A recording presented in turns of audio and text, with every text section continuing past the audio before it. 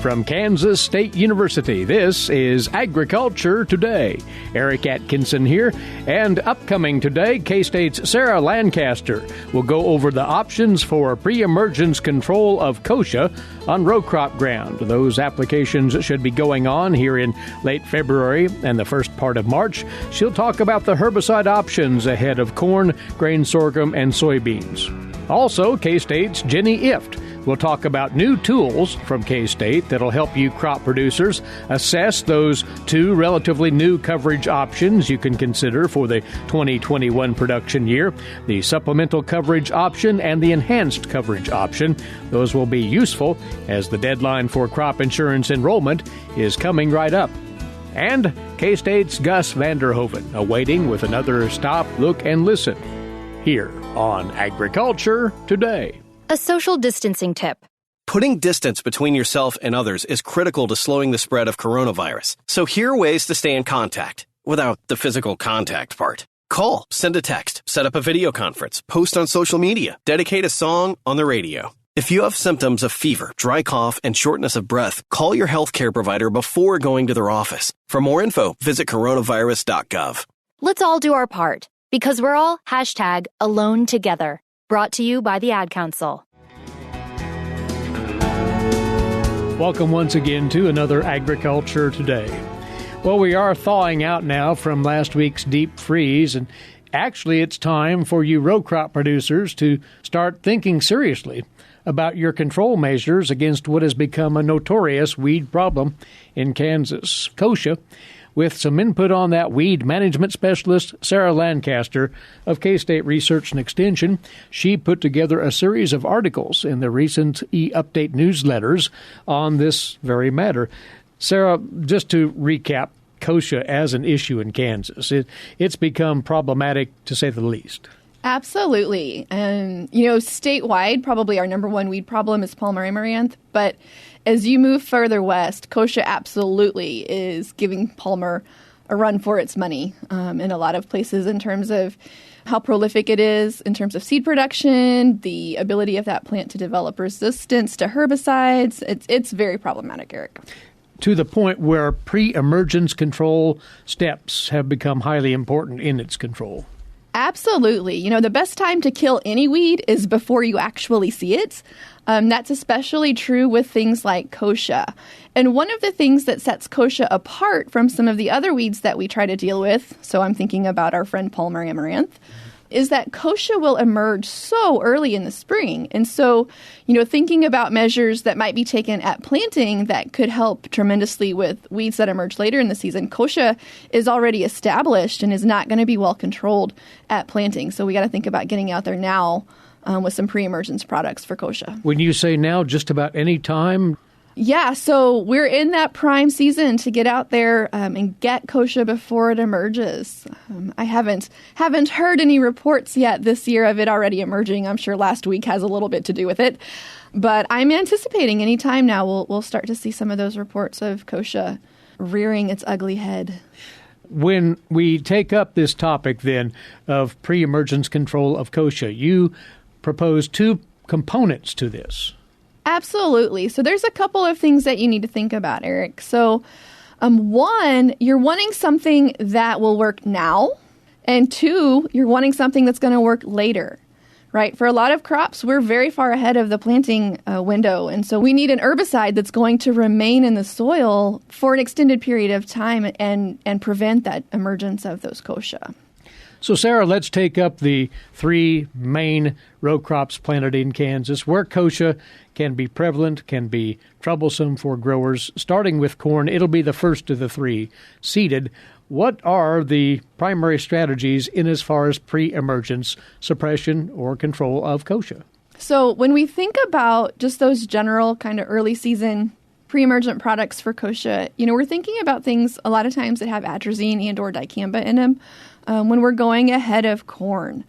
Other things to think about as we get closer to planting, though, Eric, would be to think about some of those kind of traditional corn products that have atrazine, again, if you haven't, reached your limit for atrazine application, or things that contain group 27 products like Balance, or things that contain Group 15 products like maybe Degree or, Verdict, which has Outlook in it. So, Verdict is a great example. You've got a Group 15 product in the Outlook component, and you've got a product that requires a little less rainfall for activation in the Sharpen component of that product. So going with something like that can be a good choice. So you mentioned the rainfall activation. Well, that may become an issue this spring if the forecast holds. So does that sway one's decision here on product choice? It can certainly have an influence. Going with things that require less rainfall for activation can be important. And again, going back to that, atrazine and dicamba kind of combo for this time of year, that's been a standby as long as you don't have triazine resistance.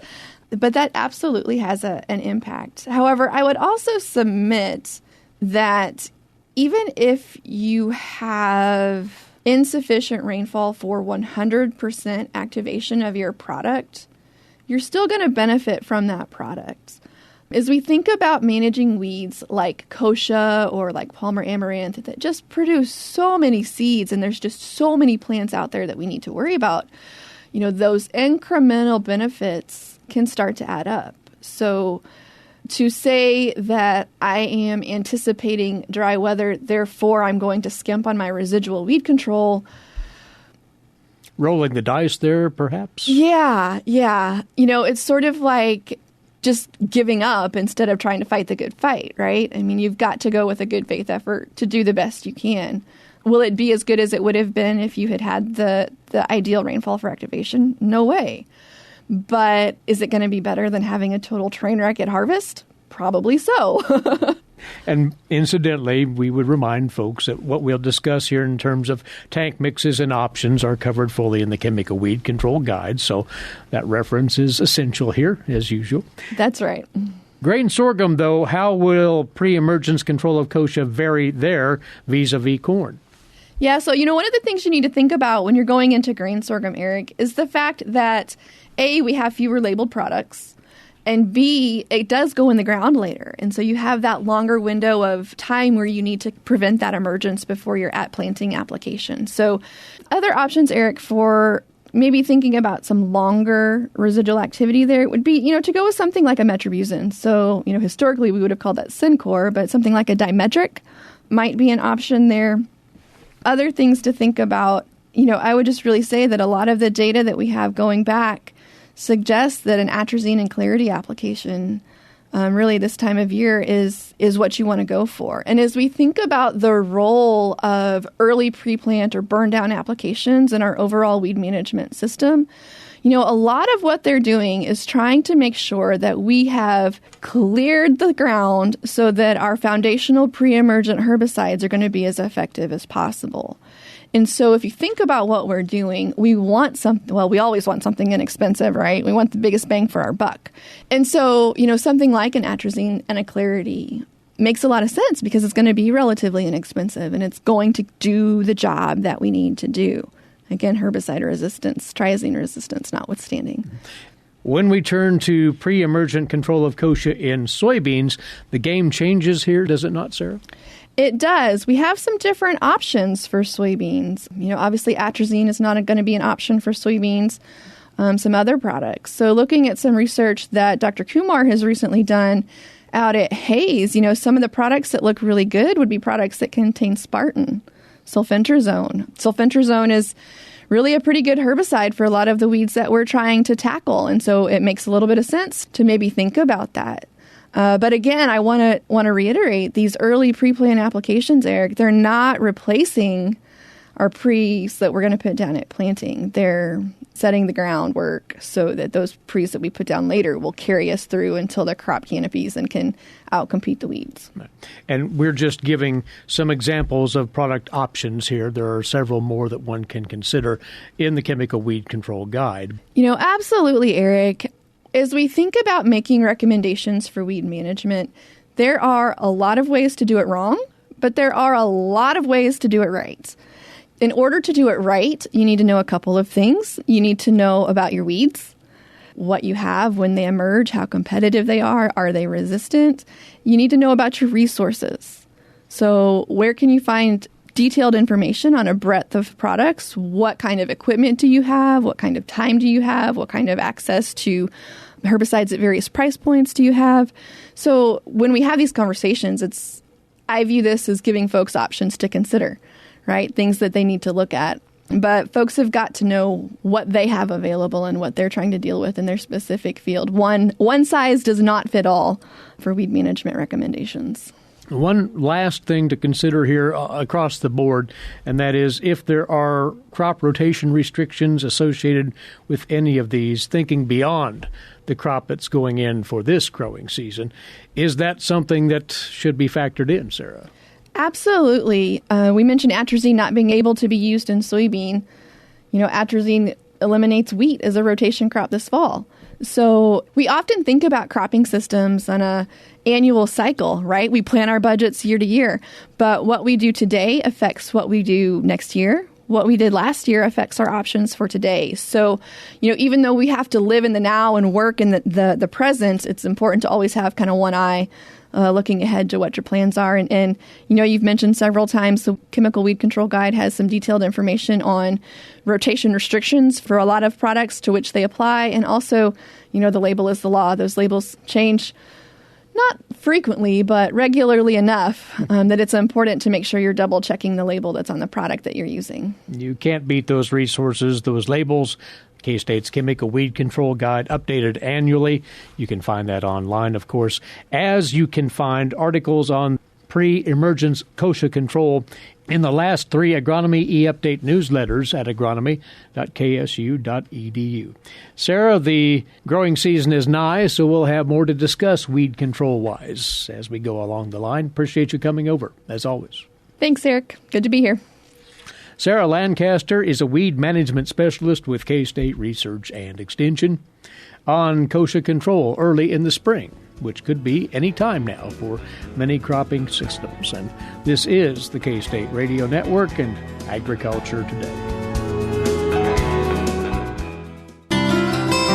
For 25 years, K-State Research and Extension's Kansas Agricultural Mediation Services has been providing a no-cost, confidential place to call in and visit with an agricultural lawyer. Our experts are available to help you producers handle legal and financial issues. Explore your options and generate solutions. Call us at 800-321-3276 or visit us online. Kansas Agricultural Mediation Services. You are tuned into Agriculture Today. Well, crop producers, our guest reminds us that you have rather sizable decisions coming up soon, and one of those having to do with crop insurance choices with a deadline looming. Now, there's going to be a special pair of seminars coming up next week, webinars to be more precise, co-hosted by K-State Research and Extension, which you producers can take advantage of. Relating to this, we'll talk about those. First, though, some specifics with Jenny Ifft joining us once again, an agricultural policy specialist with K-State Research and Extension. So these two big items of interest for producers, just for the record, Jenny, what are they? Right. So on top of all the craziness we have in 2020 and 2021, there's 2 new crop insurance products, or 2 relatively new products, the supplemental coverage option, SCO, and the enhanced coverage option, ECO. And for crop growers, what these products do is you could think about it in 2 ways. They cover the deductible or part of the deductible for crop insurance, or you can think about it that it increases the coverage level up to 86, 90, or 95%. Both of these products are triggered by county-level losses. And because of that, they're new products. It's going to take some time to figure out what the cost is, how they work, and whether or not they're going to be a benefit for a particular operation. And that's what producers have to be weighing here with what, the March 15th deadline? Yes. Right? Yes. You have to make the decision by March 15th. These are policies that go on top of an underlying crop insurance policy. Mm-hmm. The norm here in Kansas is about 70 to 75% revenue protection for our major field crops. Let's focus on SCO, ECO, and what you think producers should think about as they finalize which, if either, they're going to employ as part of their crop insurance policy. Right. I'd like to stick to the basics, how much it costs and how it works. First of all, how it costs. We're not going to have final prices determined until next week, but you can get estimates. You can go to the RMA website and do that. Your crop insurance agent should also have some estimates. A very rough rule of thumb is with SCO. You could see your premiums double depending on your underlying coverage. And ECO, it could triple. So that higher cost for SCO and ECO, it should reflect an increased likelihood of an indemnity or increased likelihood of a payout. But that's something that's important to understand. Since you're spending more money on it, you want to understand. And that's where we've developed some tools that are available on Ag Manager. You can go to Crop Insurance Maps, Kansas Crop Insurance Maps, to help understand how this product works. And let's visit about what's out there in the way of those tools and just what they provide. The one is basically an overview of those county yields and the guarantees and such. Is that correct? Right. So first of all, you can look at expected yields for 2021 or your historic yields going back to 1990 if you really want to go back that far. For the expected yields, that's just going to tell you the guarantee for this year. For the historic yields, that might be useful if you want to take that and compare that to your own production history to let you know what kind of protection this is going to provide relative to your own loss experience. And then there's the relatively new addition, another map, and that gets into what the likelihood of indemnities. Explain that, if you will. Right. So we've created another set of maps where we look at for major crops and practices, irrigated, non-irrigated. What are the percent of years from 2000 to 2019 that an indemnity would be triggered? So how much of the time could you reasonably expect a payout? Now, this is based on historic experience, though. Doesn't necessarily determine the future, but it's a reasonable indication. It's the best indication. At a county level now, right? And this is at the county level. So we have a map that shows the likelihood for every single county. And that varies quite a bit across the state. Could be 40 to 70%, quite high likelihood in some counties, lower in other counties. You know, to expect an indemnity from, especially these higher covered, the ECO policies, from about a third of all years up to half of all years is a pretty reasonable or conservative estimate. Whatever this is, it's probably going to be reflected in the price, but that's something that an individual producer is going to have to look at for their county and their particular situation. And by the way, we're talking about all counties for Kansas, just to be clear. Yep. But for Kansas producers, that will be very handy. By way of an example, you've worked up something to give a better flavor of how that might pan out on non-irrigated cropping? Both irrigated and non-irrigated. Okay. But so these maps that show the likelihood of an indemnity, they just show what percent of years could you get some payment. Don't really give a lot of specific details about the individual years. So what we've done is we've dug deeper in several counties to see what each year looks like from 2000 to 2019. And what we're looking at is the actual revenue relative to expected revenue. So is that going to go below 95%? Is it going to go below 90%? Is it going to go below 86%? Is it going to trigger the underlying policy? So 70 to 75%. So you can go back and see what would have happened in individual years. So, you know, in a broader scale, do you have a shallow loss, a deep loss? What does that look like? And it can be pretty interesting. So one interesting thing we saw is for some non-irrigated crops in some counties, it seemed to be an all or nothing type of situation. So a lot of years you were at 95 or 100% of expected revenue or higher. Those were good years in terms of yield or revenue. But when a loss was experienced, it tended to be deeper. So you were going well below 70, 75, maybe you got half of expected yields. So in these situations, historically, you would have only received the ECO or the SCO payments in years where the underlying policy was already paying off. So it would have really served to make you have larger payouts during these really bad yield or bad revenue years. So you tie those trends in with what one wants to basically protect themselves against. That is the deeper losses, or if they're more worried about shallow losses, they might go another direction. That's how you want producers to contemplate this? Yeah. I think there's sort of three things you can think about. What happens when you buy these policies? During really bad years, deep loss years, you're going to get bigger payments. You may also experience more frequent smaller payments. So during some of these shallow or small loss years. The third thing, which is important to remember, you're going to be paying higher premiums. And in some years, you're not going to get payouts. Now, That's not necessarily a bad thing. We'd all love to keep these high prices and have great yields this year. But it's good to know when that doesn't happen, you have some protection in place.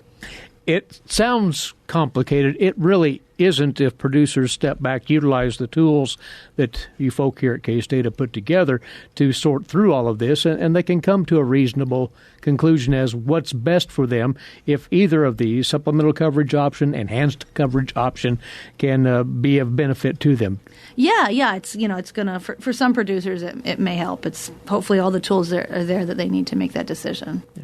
All right, 3 such maps then that producers can turn to. Once again, the Kansas 2021 Risk Management Agency expected yields and historical yields by county for corn and soybeans, non-irrigated and irrigated. That likelihood of indemnity map by county for ECO and SCO that Jenny just explained. Corn, soybeans, and wheat covered there, and the loss experience for selected Kansas counties from 2000 to 2019. Once more, corn, soybeans, wheat there. Be sure to check all of those out. Well, tell us then, Jenny, about what you're hoping to pass along to participants in these upcoming webinars. Next Wednesday, March the 3rd, you will be featured talking about these very things? Yes, I'm going to be talking about high coverage policies then. I'm going to give some really specific examples based on actual prices and actual implied volatility of what the costs are, and go through that in terms of historic experience. So sort of really try to get at what's the bottom line for 2021 as best we know. And to the degree that there's uncertainties, what are the different trade-offs people would be making? And you'll be accompanied by a couple of your other colleagues on that very webinar to talk other aspects of crop marketing and risk management? Yeah. So next Wednesday, Greg Ibbendahl will also cover crop budgets, and then we're going to go through more on futures and options next week, Friday. So really, trying to sort out all the complex risk management and marketing decisions this year and provide some support. And just to fill in more details on these 2 webinars, Wednesday, March the 3rd, Jenny on the crop insurance choices, Greg Ibbendahl on Kansas crop costs of production estimates here in 2021, and Dan O'Brien of K-State on a price protection net for Kansas crops. The session on the 5th, as Jenny says, using options, futures, and forward pricing tools to manage risk in grain marketing. K-State's Brian Coffey on that. And then once again, Dan O'Brien on managing risk in the grain markets with some examples and application. Both of these sessions, Wednesday and Friday of next week, will start at noon and will run until around 1:30. And how does one take part? You're asking Jenny for registrations. Go to Ag Manager and sign up. It's free.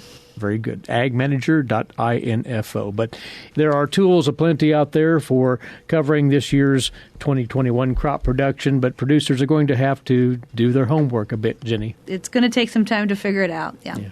And time is of the essence, as we noted once again, with the crop insurance deadline set for Monday, March the 15th. Producers, learn all you can about these particular alternatives. Again, SCO, ECO, how they might fit into your crop insurance plan for this year. Jenny, thank you once again for talking this over with us. You're welcome. Jenny Ifft is an agricultural policy specialist with K-State Research and Extension, and take full advantage of everything that's available on these and other crop insurance options on the agmanager.info website, including that county-based information that you can find right there for your full use. We'll be back with more for you on this Agriculture Today over the K-State Radio Network. Make hand washing a healthy habit everywhere you go. Wash your hands with soap and water for at least 20 seconds, especially after going to the bathroom, before, during, and after preparing food, and before eating.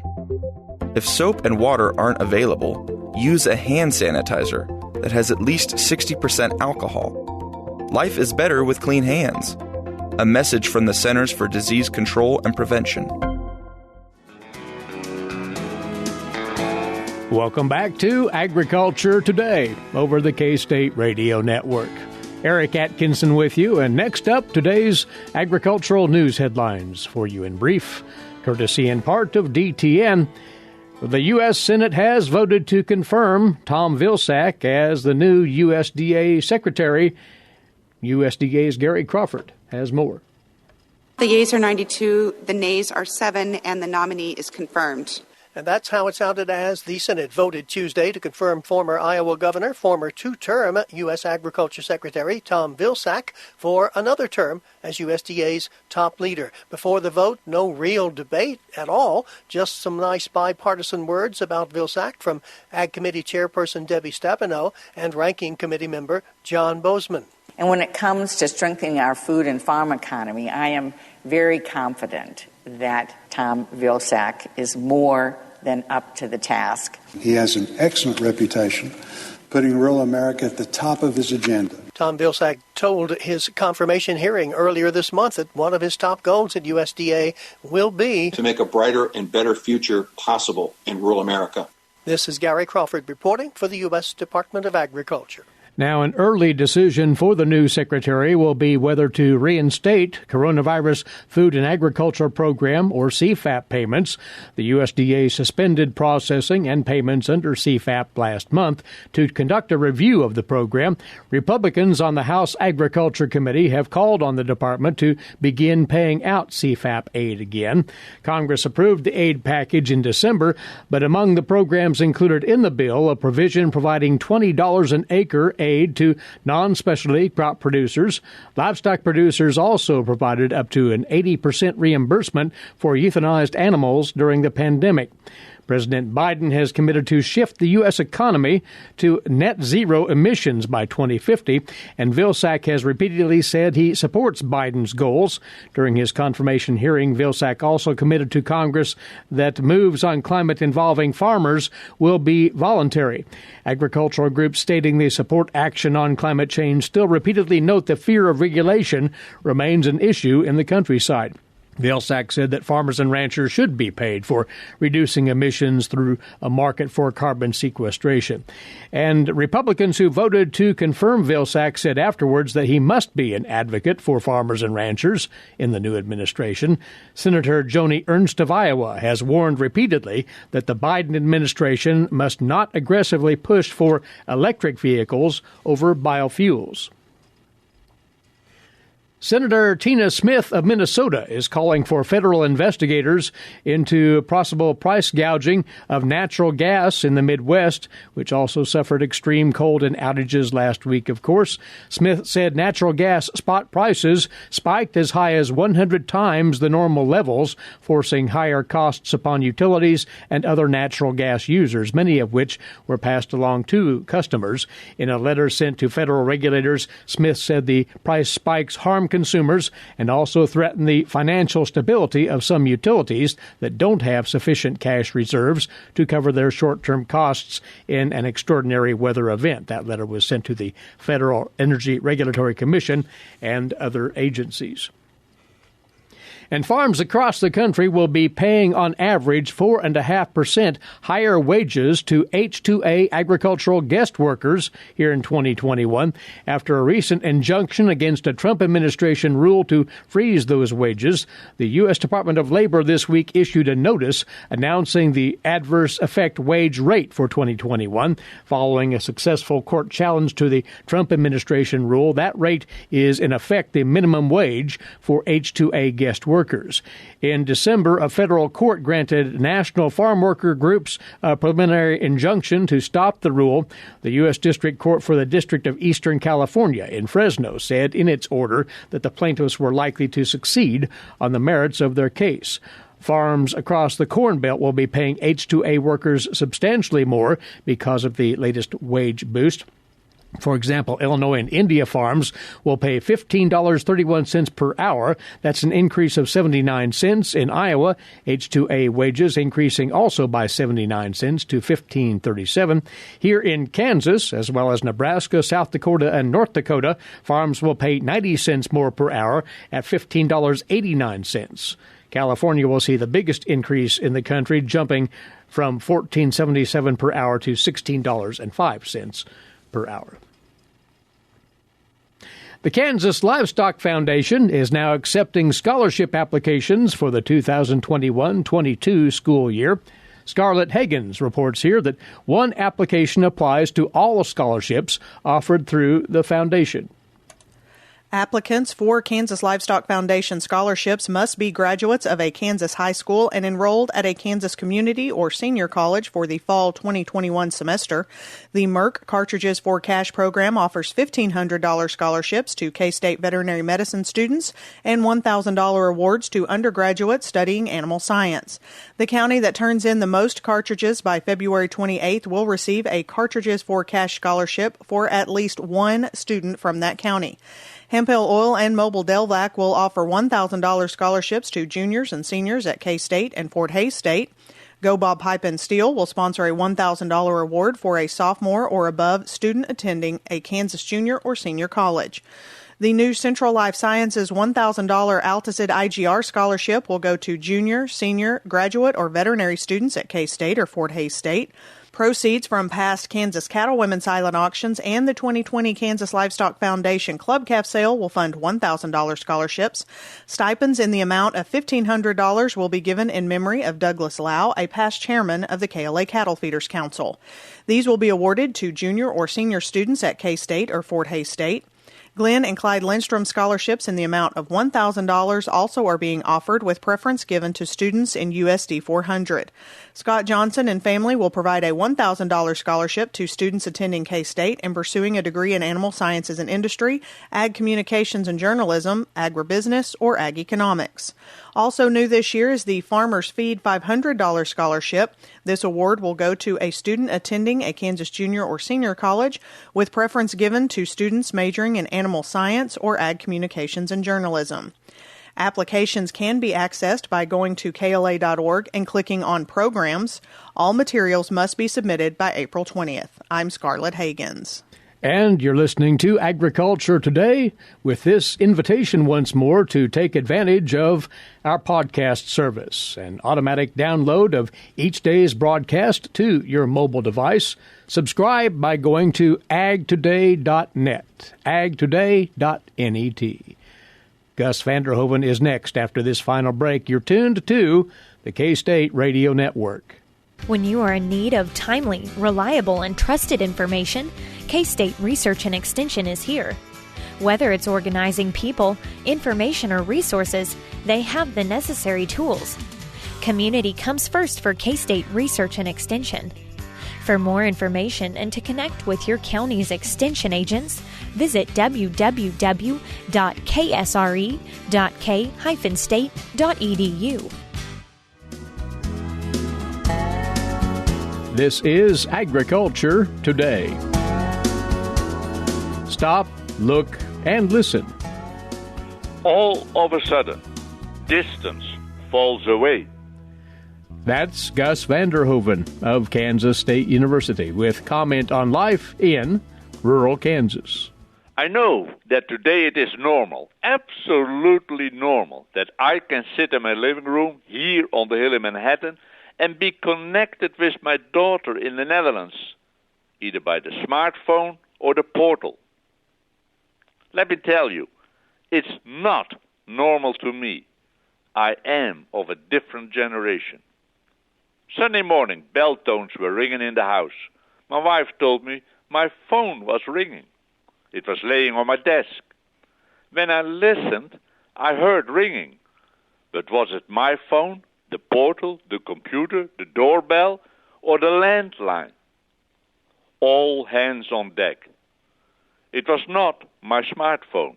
No, it was the portal. That is my wife's domain. It is a Christmas gift from one of the children to be connected. It was a very clear call. Of course, they, from where it came, are 7 hours ahead. Here, it was still early morning.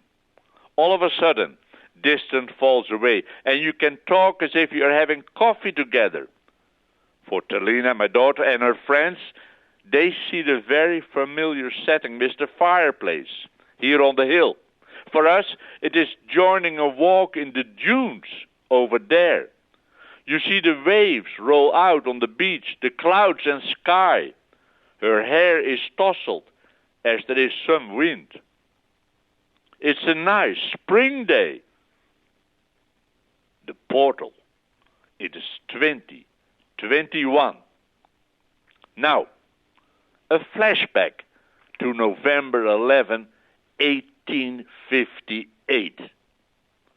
I came across a note and card with a pen drawing from our dear old friend Sister Jane.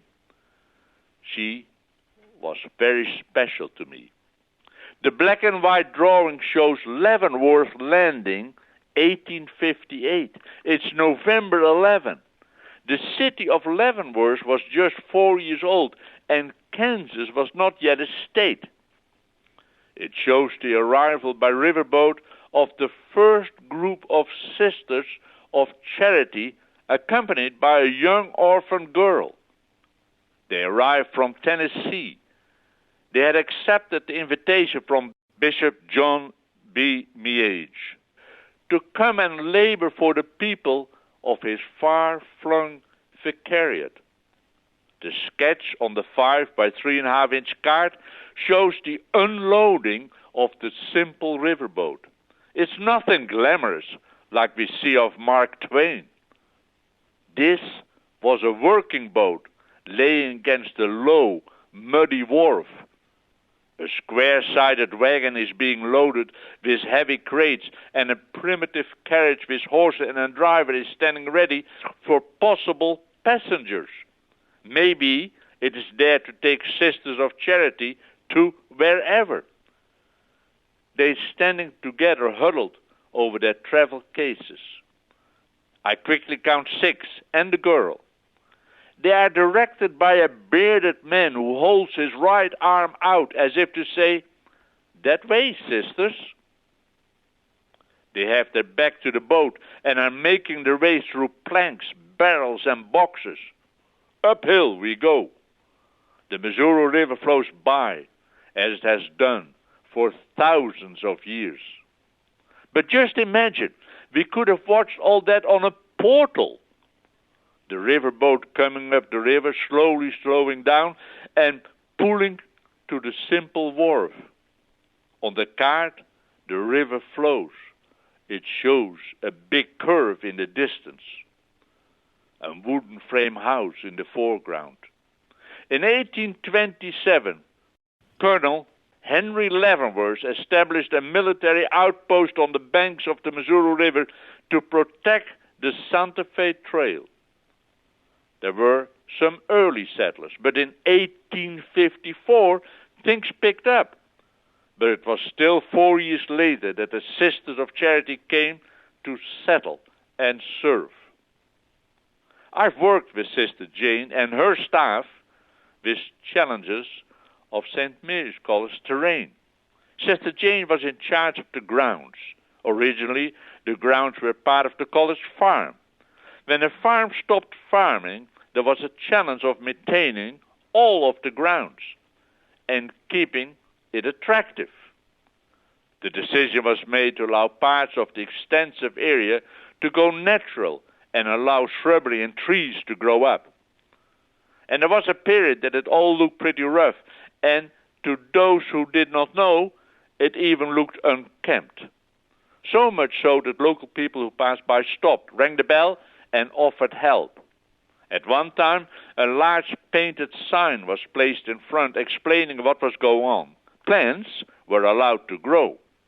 I remember walking with Sister Jane through a patch of growing prairie where forbs and native grasses were coming back.